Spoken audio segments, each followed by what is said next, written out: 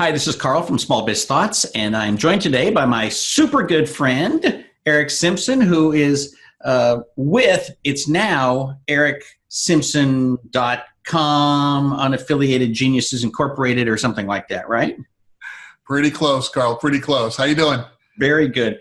So let me just take a second. We'll do the little my introduction of you and then your introduction of yourself, and then we'll get into it. So Erick is literally one of my longest standing friends and co-conspirators in many, many adventures. And together we, along with Amy Luby, sort of share the honor of being among the founders of the managed services business model. And so Erick and I remember when I got your first book, I was like, holy smokes. I've known this guy for a long time. We traveled all over the country, and I didn't realize he was this smart. So I've been pleased to be associated with you and doing things with you for many, many years. So I'm excited about the new adventure in your life.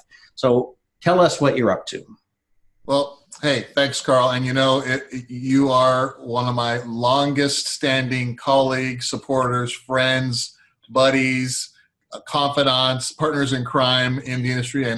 And boy, if the walls could talk, exactly. The stories that they would tell. But no, it's been a great ride. My background is in the enterprise. I come from enterprise IT. Around about 1997, my business partner and I decided to start an IT practice.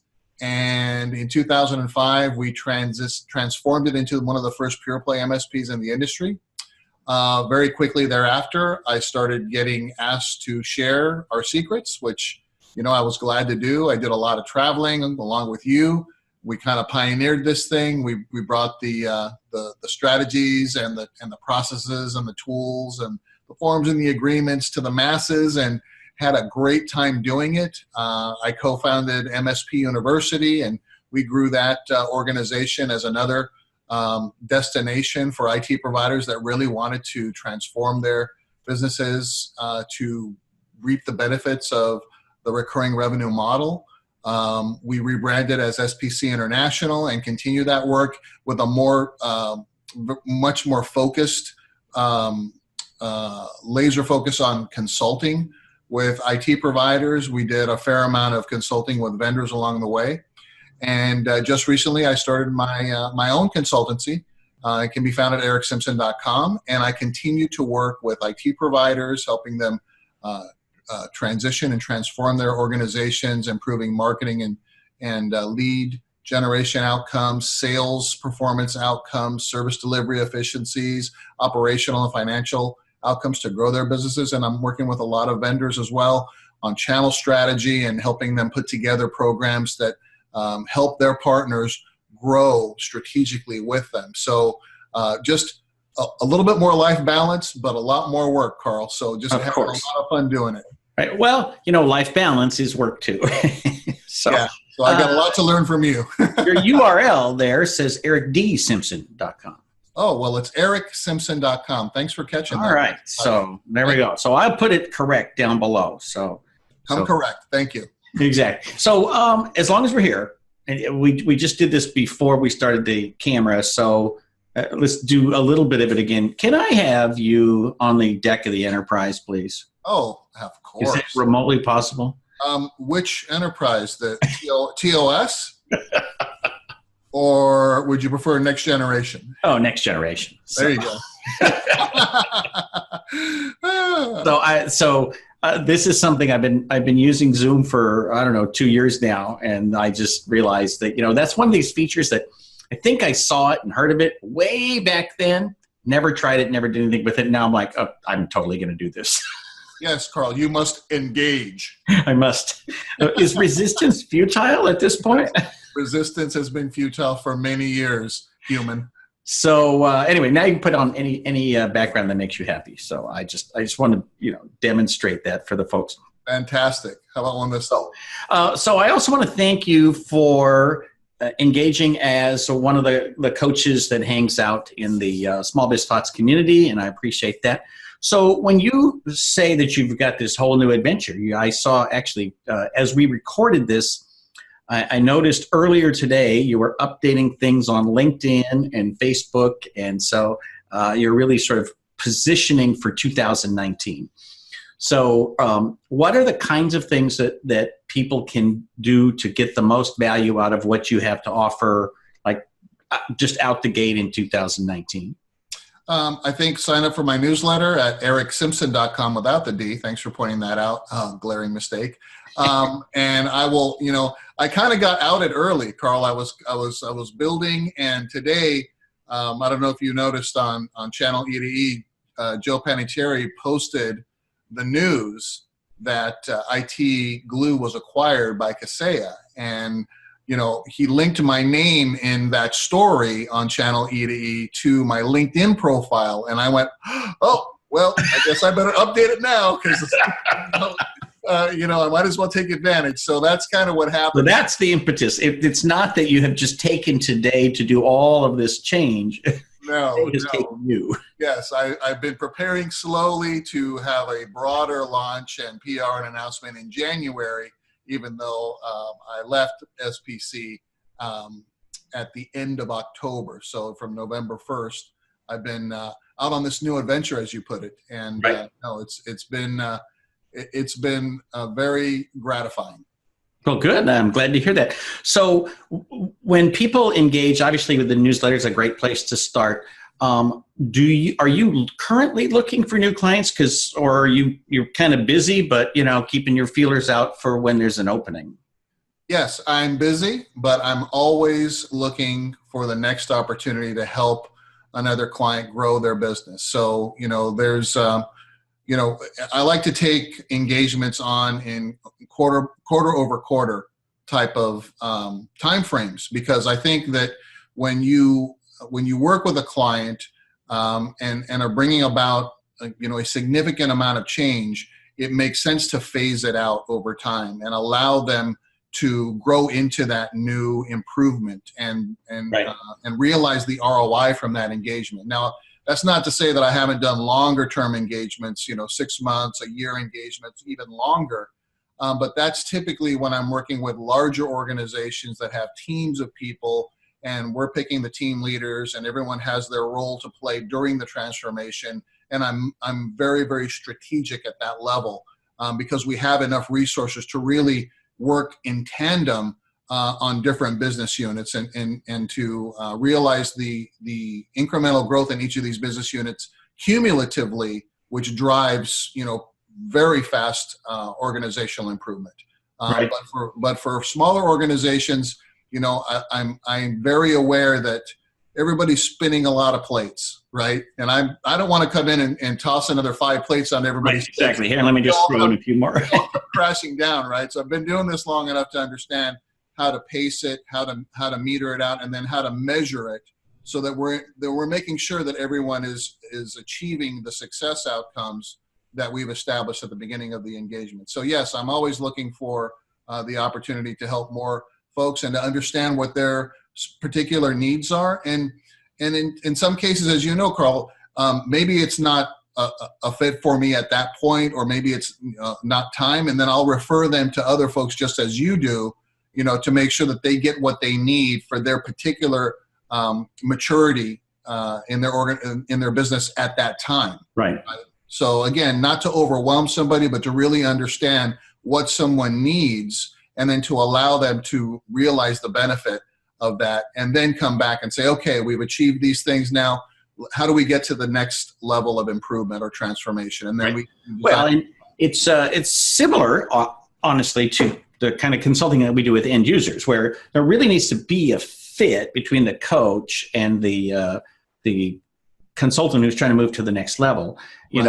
I've done engagements where somebody worked with me for a while, and then we literally we pounded up against this hard wall, which was his relationship with his parents. Mm-hmm. And I'm like, dude, seriously, this is not what I do. And so I literally sort of put that on hold, sent him off to a life coach, And, a few months later came back and said, all right, so are you, if you get your arms around that, right, you're dealing with that over there, so we can continue our work. Because as human beings, we just have to acknowledge, like, we've got all of these different areas of our life. And, back to work-life balance, you got to make them all work, or something's just literally going to fall out. And so sometimes you send somebody off to a coach who can help them with sales, or to hire the first person, or hire the 10th technician, or whatever. And then they come back and you continue on with kind of a better picture of where they want to go. Right. Yeah. And it's funny. You mentioned kind of working with someone that, was in the family business, if you will. Right. I was working with a client about a year and a half ago, and at one of their big anniversary, and they had 200 or 300 people. It was a pretty large organization come to this big celebration, and they had some consultants that they were working with, because this was also a family business. And this organization, all they do is work with business owners that are family businesses. And we were trading stories, and they were telling me the unique differences and the gotchas. And, it's a very different approach with a very different set of, kind of sensitivity approaches to kind of, manage that emotional family stuff while they're trying to grow the business. It just adds another layer of I think, complexity and just, another layer of awareness of some of these dynamics that happen when it's a family business. Yeah. It's interesting. I always used to do 5-year and 10-year and 15-year parties. I would literally throw a party for my clients. I'd say, look, set aside some time here. And I would get a cake made with my logo and their logo, and, bring in punch and whatever. And I remember one in particular, a client of mine that I went into the bank, and the guy that was helping me with an issue had the same last name as the person who owned this insurance company. And I said, oh, are you related to Jody? And da-da-da-da. And he goes, oh, yeah, that's my grandmother, and so forth and so on. So I called her the next day, and I'm like, hey, I met your grandson. And, we started chatting. We went down memory lane. But she remembered that on the 10th anniversary of their company doing business with us, I had mentioned the fact that I'd been to barbecues with them. I've been to the funeral of their founder, that we have gone through stuff together. And that is, in a lot of ways, that is the beauty of small business, is that it is human beings. It's not, Intel does this and HP does that. And, right. You and me, right, as human beings doing this together. And I think that goes a long ways. And you can't replicate that in a company with 10,000 employees. Yeah, it's tough. And that's one aspect of it that I really enjoy is, when I'm working with clients, they become friends over time, and we just stay in touch, for long periods of time. And I really appreciate that relationship. And that's something that, my background as an engineer, it's not something that is something innate within me, is to build these relationships, things like that. So, as I've tried to, work on that and improve that, I really started to enjoy it to the point where, that's the part I love best about working with clients and friends is that relationship. And I was on a call yesterday with a client of mine, and, he was pretty worked up about, one of his staff. And basically the call, was mostly about me giving him a little bit of perspective on, okay, obviously you've got to take some action here, but, I don't want you to do it when you're in an emotionally charged state. So, breathe, exhale, I don't want you to do anything today, just, give it a day. And, right. And we worked through some of that, because I could feel that that's what he needed at that moment. And, early AM this morning, he sent me this email basically, hey, appreciating, hey, I really appreciate what you did for me today. You really get me. You understand me. And I knew that felt gratifying to me, that I was just there for him, in that personal moment, which was related to business, but really wasn't, business per se, as you and I, conduct right. business with our clients. It was this, let's take a moment and talk about this and kind of get some perspective and, help diffuse it a little bit and bring some objectivity to the situation. So here's a question. Do you thrive on coaching, or is it just like, I do that so because it helps me help other people reach certain levels, or, kind of what's the motivation there? So if you look at my behavioral profile and my motivators, my number one motivator is social. So if you're a fan of DISC behavioral profiling, which I know you are, Carl, and you and I have worked a lot on together with clients on DISC and things like that, the social aspect is not what some you would normally think. It's not, I'm about social charities and things like that. It's charity is a component of it, but it's giving of yourself to help others. And my motivator, my social index says that, says, I will help someone to my own or my family's detriment, right? So it's like I have this like subconscious need to jump in. It's kind of like, folks that you have friends growing up and things that were always there say, hey man, I got to move. I got a truck. Let's go. Right. I got to do this. I'll help you. When is it? Right. I just have this subconscious, and because it's so funny. One of our sales folks that we used to have was also very keen on DISC and would do DISC training with me. And he would identify that in me and say, well, Erick is a DC, right? Another component of DISC, very direct, very, aggressive and attentive to detail, rule follower, things like that. But he's got this motivator that he's going to help you. So you will take Erick's help whether you want to or not. He would make a joke about it, right? Very driven, well, you've known me for years, Carl. I mean, I'll get right in there and I'll tell you what I think, right? So right, exactly. Well, it's funny. So my brother Manuel and I are both high D, high I. Just like off the charts. Oh yeah. And so folks who are not familiar with DISC, Erick will definitely help you out. He is the man. So every once in a while we'd get in a situation where, for example, we brought in our landlord, like, okay, we just moved all this equipment to the co-location facility. Our electricity bill is included in our rent. We need you to lower our rent, and here's why. And we measured up the usage of every piece of equipment in the entire office, and before and after and all this other stuff. And basically we sat him down with charts and tables and, had a talk with him. And of course he agreed to what we wanted to do. And then one of the technicians who was on the other side of the cubicle divider, comes over and he says, don't you guys ever feel bad? It's like listen to you kick a puppy for an hour. Well, let's not get carried away, but there are certain times when, if you have certain profile, you literally can just make the world do what you want it to do.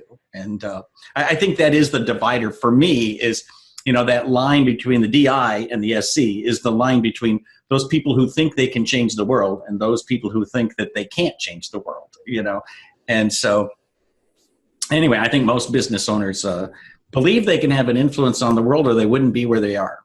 So, right. Well, they certainly believe that they could have an influence on their personal lives. It starts there, right? I want to be in charge of my own destiny. I want to, and that's kind of how I started, right? I said, well, I'm never going to be treated like that again by anybody. I'm going to go into business for myself. And, now, many, iterations later, it's like, okay, I wish I'd have known then what I know now, because it would have been a much smoother transition. But yeah, you learn along the way. And that's the thing about, what I enjoy too is always learning along with a new client, things like that. I'll give a shout out to Alan Weiss and the book that I like to share with clients and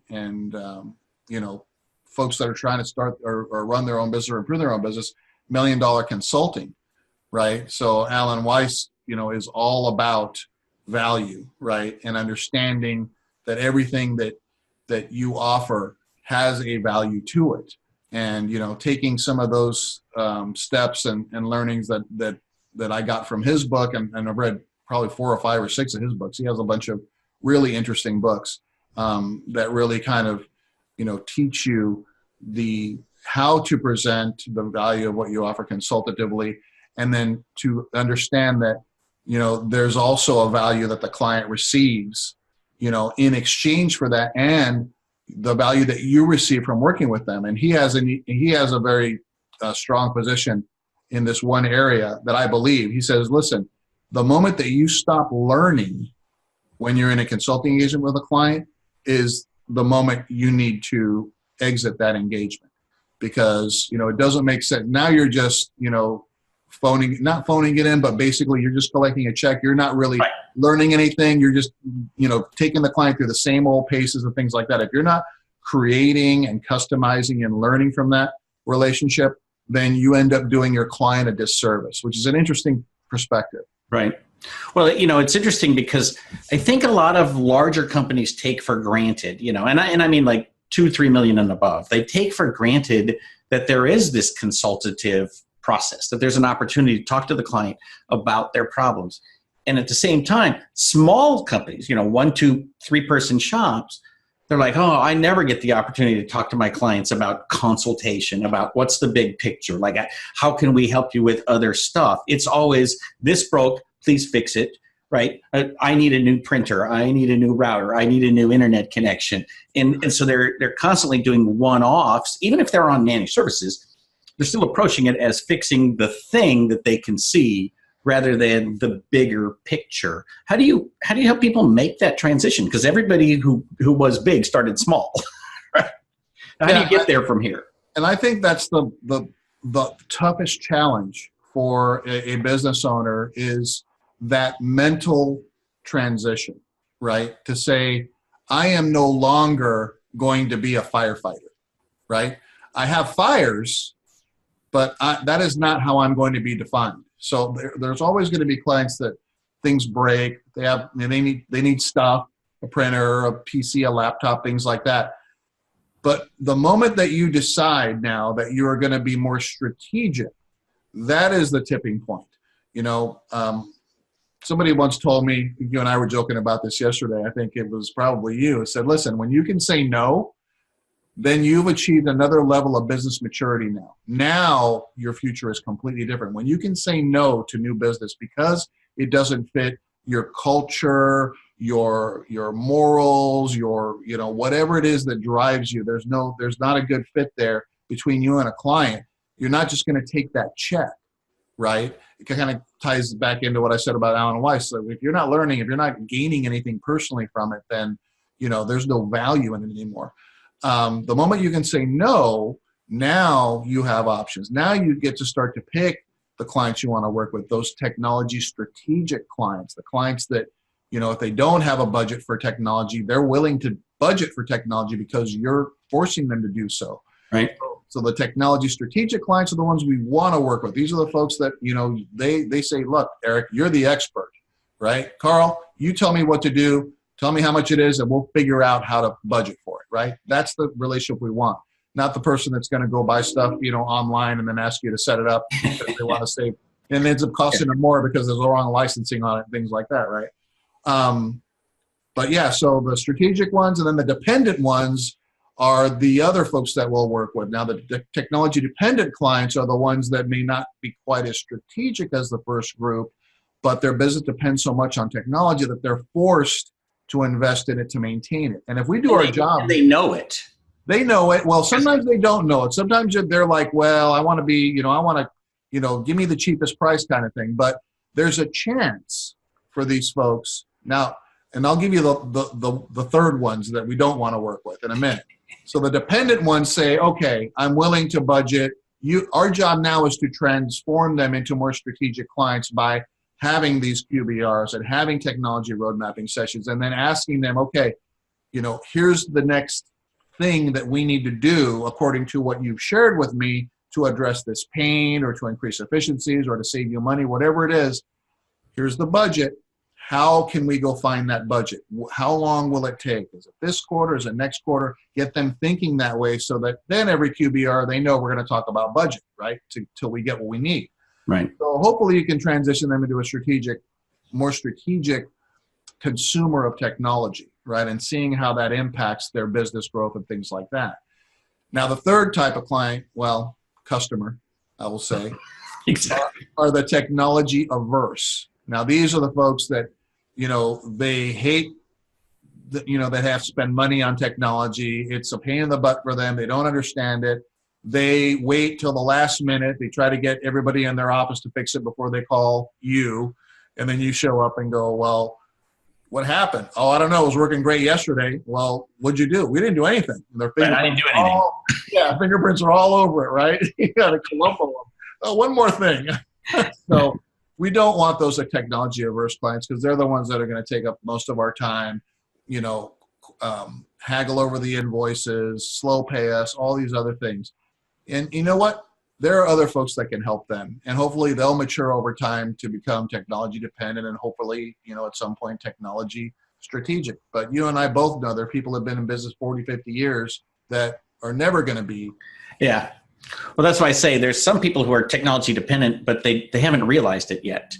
Yeah. There's other people where you have to point to them and say, look, that, like, this is your business. Like you've got, I'll never forget one time I was in a company that they wanted me to look at this system.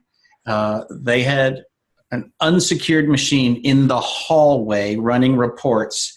And I was just poking around on it. I accessed their bank account with $21 million in it because it was the part of the cash flow of a outfit car dealership. And the guy says, don't worry, you can't do anything with that. I'm like, wow. Like I will never have you as a client. Like I am walking away. You don't have a clue of how exposed you are, and you're not going to, suck me into that, right? But they would not acknowledge that they needed to back up that machine or secure it. I'm like, I'm done. I'm out. So here's a question. So sometimes it's easy to see clients you should avoid because the project's too big. They're disastrous. They just don't have the personality to be managed. But how do you tell the difference? And of course, we have like 3 minutes left. But how do you tell the difference between somebody who is technology averse and technology strategic in a first meeting or a second meeting? Or like how do you know that before you waste a lot of time going on a sales cycle? I ask them. Say, would you?